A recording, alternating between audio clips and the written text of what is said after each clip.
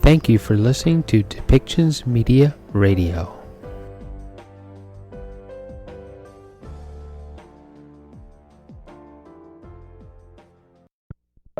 When I'm finished here, there'll also be a briefing on the Interagency Report on Sustainable Transport. Shantanu Mukherjee, Chief of the Integrated Policy Analysis Branch in DESA's Division for Sustainable Development Goals, will be here to brief you. He'll be joined virtually by Nancy Van Dyke, the Economic Advisor at the World Bank, and Jan Hoffman, the head of UNCTAD Trade Logistics Branch.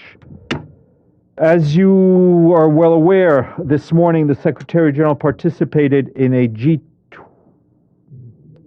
quand même. Une femme. On sait pas? Ah bon? Je pose pas de questions. All right. Sorry, let's get back to our regular programming here. As you know, this morning the Secretary General participated in the G20's Leaders Extraordinary Meeting on Afghanistan, which was hosted by the head of the G20 and the Prime Minister of Italy, Mario Draghi. During his comments, the Secretary General reiterated what he told you yesterday at the stakeout.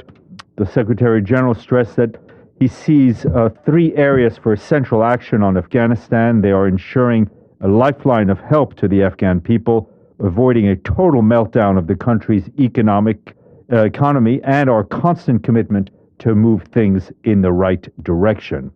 On the humanitarian side, our colleagues on the ground tell us that yesterday the UN Refugee Agency provided relief items to more than 4,000 internally displaced people, as well as those others impacted by the conflict.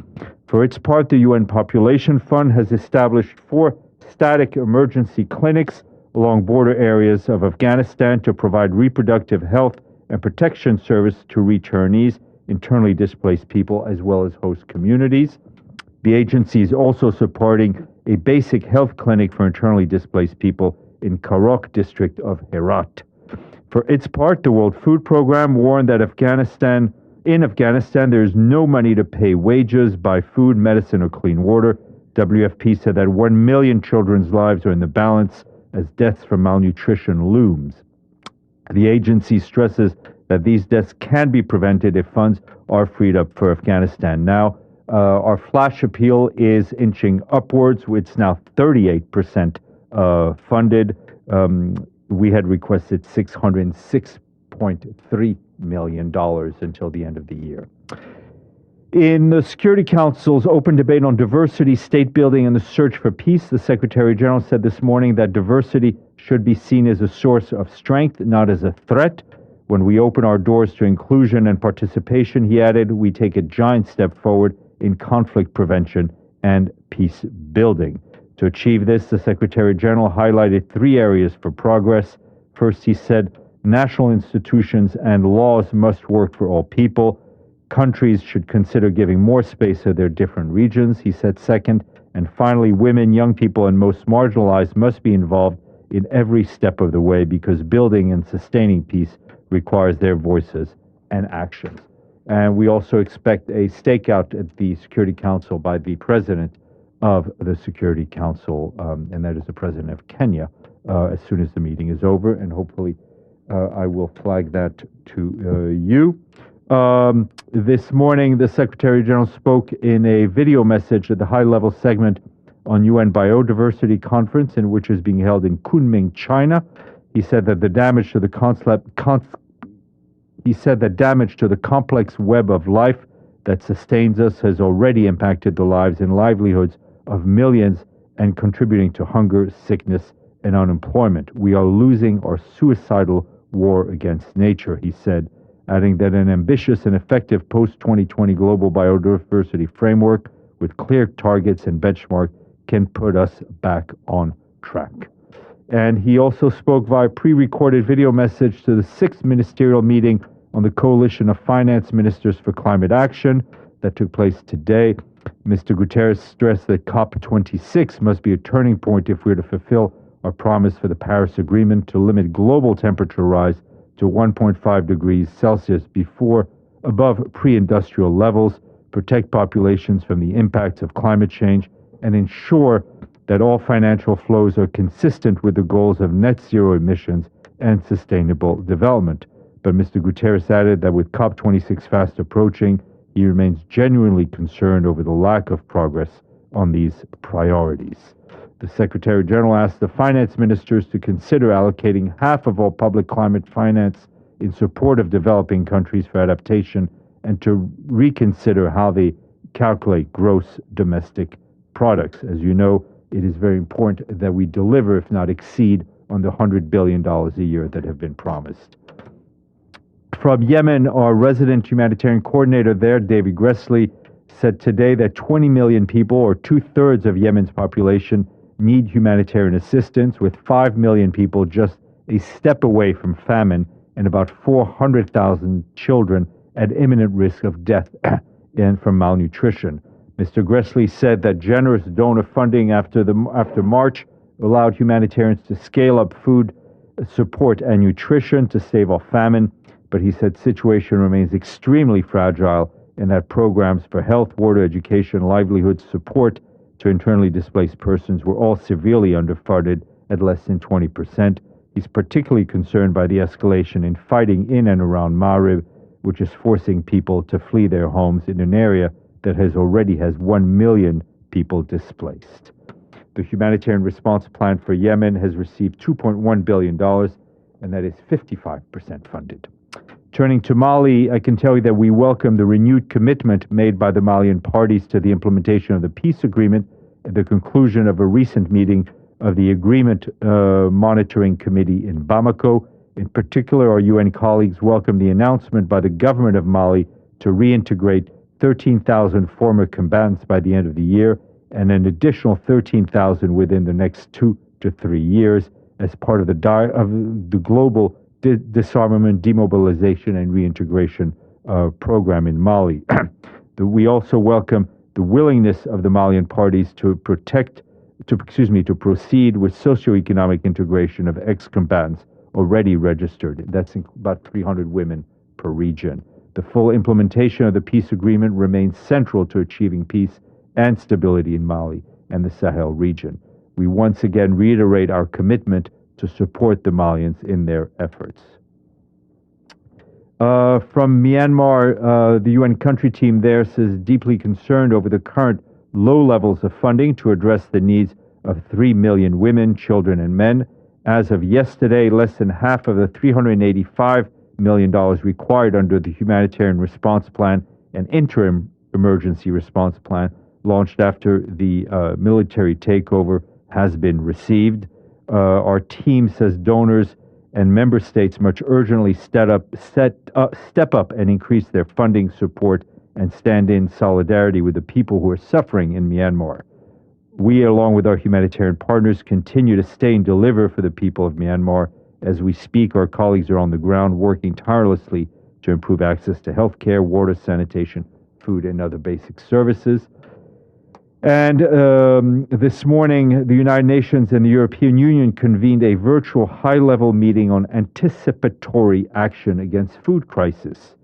Participants, including the head of the UN Office for the Coordination of Humanitarian Affairs, the head of the World Food Program, and the head of Food and Agriculture Organization, agreed that there is a sharp risk for food insecurity. And today's event for the UN's Emergency Relief Coordinator, Mark Griffiths, pointed to the success of early action taken on forecasts of imminent famine such as Ethiopia and Somalia. He also stressed the need to invest in local-level early warning tools. And we issued a statement yesterday in which the Secretary General welcomed the announcement reached in Geneva by the 5.5 Libyan Joint Military Commission on a comprehensive action plan for the gradual, balanced, and sequenced process of the withdrawal of mercenaries, foreign fighters, and foreign forces from Libya, the Libyan territory. The action is a cornerstone of the implementation of the October 2020 ceasefire agreement. The Secretary General trusts that the deployment of an initial team of UN ceasefire monitors will contribute to creating the conditions for successful implementation of the plan. And yesterday afternoon, you will have seen the Secretary General spoke at an event hosted by the IMF called COVID-19 and the Fragile States, Promoting Resilience, Recovery for the Most Vulnerable Communities. He welcomed the IMF strategy for fragile and conflict-affected states, which he called a critical step to applying a crisis prevention lens to the complex and multidimensional risks arising from COVID-19 pandemic and the recovery.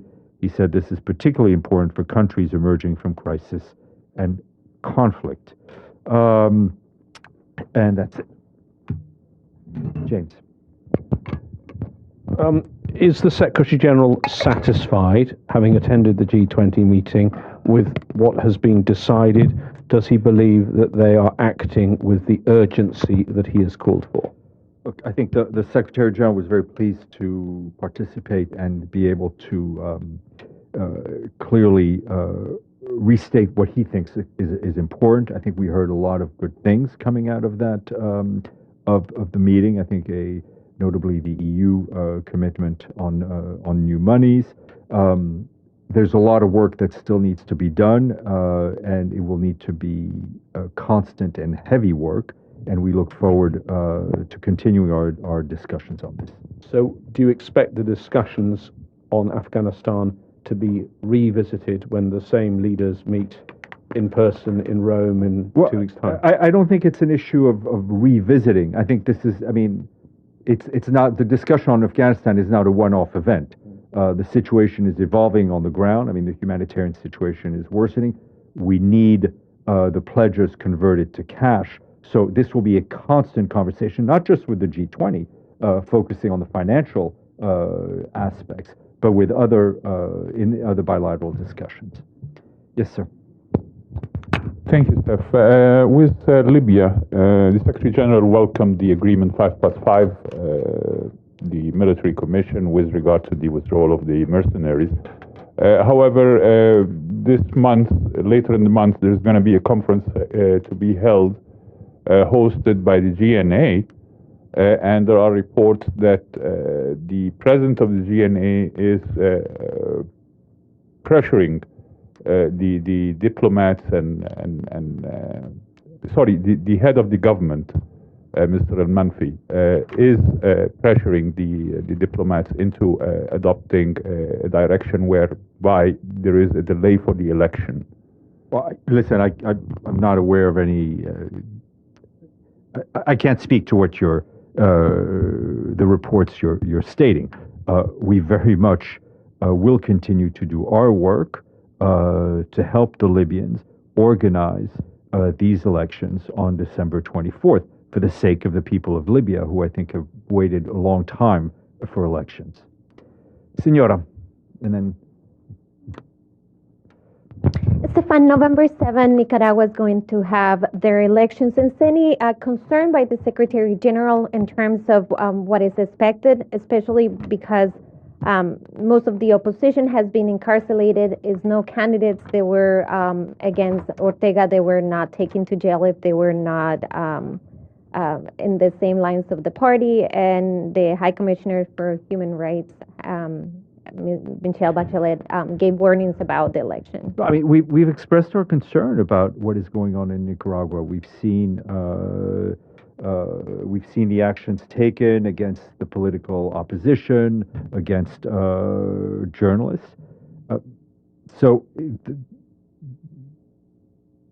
I think all of these things that we have seen in recent weeks just underscore our concern for the upcoming elections. Is the Secretary General thinks that these elections could be considered legitimate in that way? Look, I'm not good. It's not for me to put a stamp of legitimacy on this or that election. I think our focus and our concern on some of the human rights violations, the jailing of opposition leaders, which we hope can be reversed. Madam.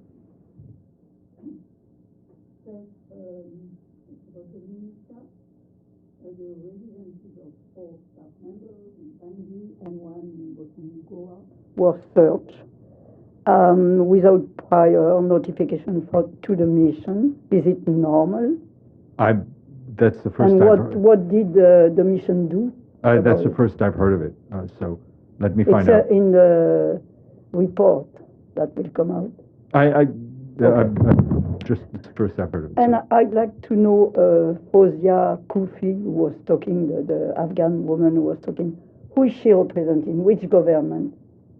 She's the deputy speaker of the parliament of Afghanistan, but which one? Oh, at the Security Council, you mean? Yeah. I think it's part of the, if I'm not mistaken, but often we see in Security Council debates people who represent civil society who are there or who are invited in their personal capacity. But I will double check, but that's my sense. Monsieur, and then Alan. Thank you, Stefan.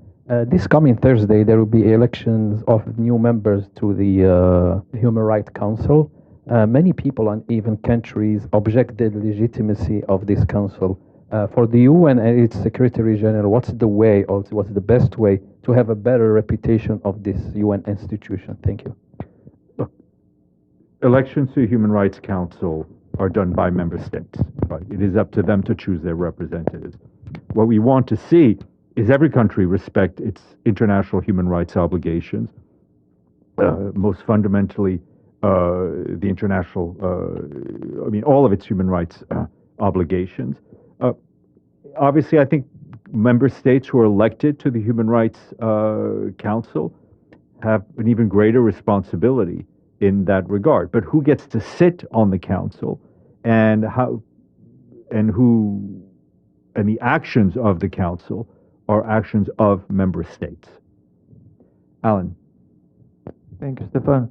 The mission of Belarus to Geneva office, to the UN Geneva office, says that UN office to Belarus, to Minsk, illegally used the organization's funds, which were initially aimed to some activities with disabled persons. They illegally used those funds to pay for the service of lawyers for some Belarusian people who were arrested during the protest actions. Any comments on such a statements?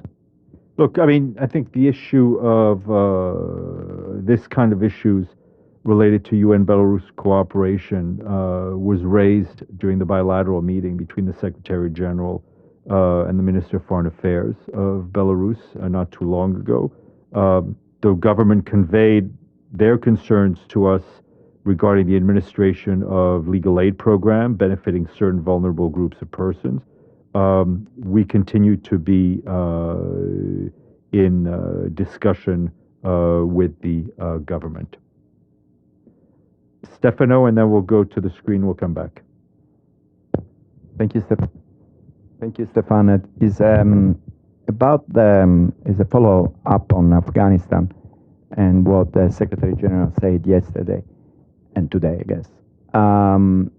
It is the kind of. I would like to know what the Secretary General think about the Security Council resolution that was passed at the end of August. It was sponsored by United States, France, and UK. That allowed practically the corridor to let people leave Afghanistan, right? And if I understand what he said yesterday, he would say that for the stabilization of the country, you have to make sure the people that can actually run the country, so I guess he was talking about professional, any kind of, will stay instead to try to leave, right? So what does he think about the fact that those qualified people are leaving because they can, I guess, with the agreement, at least with the resolution of the Security Council, and if yesterday he was trying kind of saying that something should be done so these people that can run actually the country will not leave. People have an inherent right to leave a country should they wish. What the Secretary General was warning was a total collapse of the Afghan economy, right? Which is something he wants member states to take action on, notably on injecting cash into the economy.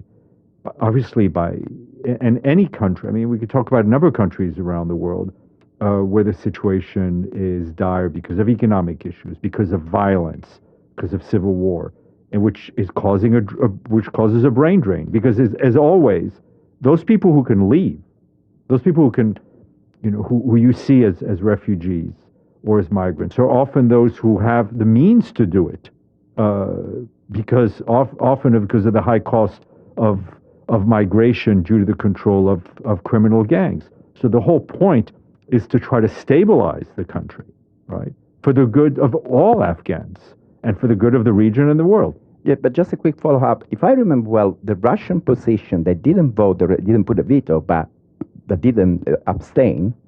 If I understand, the Russian position was like this, that with this resolution, we destabilize the country because people will leave. So I would like Stefano, then you should speak to Ambassador Benzi. I don't know what the Russian position was. I can only speak for one person, that's the Secretary General. So, Evelyn.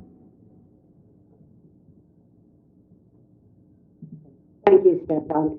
You mentioned that the United Nations was giving humanitarian aid to the Rohingya. Does that include the island that they were transported to? Many of them were by Bangladesh, and many of them want to leave and feel. My understanding is that there was some sort of agreement signed locally between the UN and the Bangladeshi government regarding that island. You should probably check with UNHCR, as they would be the lead on this. All right. Thank you all. And remember, there's a press briefing now on sustainable transport. Thank you for listening today, and thank you for supporting us with our sponsors. Please go to depictions.media for more information and click on our contact link and let us know how we can help bring your story and help bring us to a better world.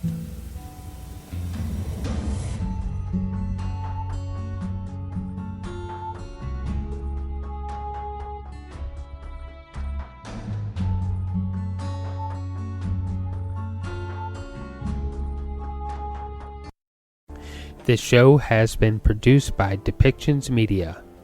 Please contact us at depictions.media for more information.